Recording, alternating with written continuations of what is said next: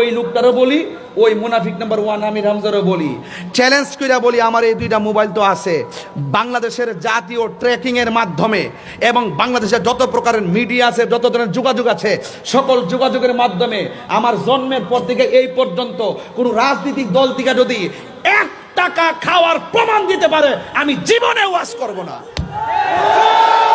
কথা বলেন ঠিক না বেঠে? তো সুতরাং তাহিরের এই মিথ্যা অপবাদ দিতে 5 বার চিন্তা করবেন। তাহিরিকে টাকা দিয়ে কিনা যাবে না, এটা মাথায় রাখতে হবে। এটা তাহিরি ইস তাহিরি, তার সঙ্গে সম্পর্ক করতে হয় মহব্বত দিয়া। এ আবার টাকার মহব্বত না, বংশের মহব্বত না, দুনিয়ার পদ পদবীর মহব্বত না, এই মহব্বত হতে হবে মদিনাওয়ালার মহব্বত। কথা বলেন ঠিক কিনা? এই মদিনার প্রেম যদি বিএনপি নেতার মধ্যে থাকে, আমি তাকে সেলট দেব। আওয়ামী লীগের নেতার মধ্যে থাকলে আমি তারে সেলট দেব। জাতীয় পার্টির নেতার মধ্যে থাকলে আমি তারে সেলট দেব।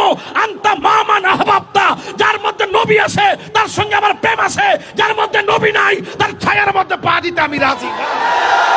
প্রশাসনকে চ্যালেঞ্জ করলাম যে বাংলাদেশে কোনো রাজনৈতিক দল যদি আমাকে 1 টাকা দেওয়ার প্রমাণ করতে পারে, আমি ওয়াজের মার্চ ছেড়ে দিব। যদি বলে আমি বাংলাদেশটা ছেড়ে দিব। এর উপর আর কোন কথা আছে? Confidence, contentment, style in my heart, পরিষ্কার কথা।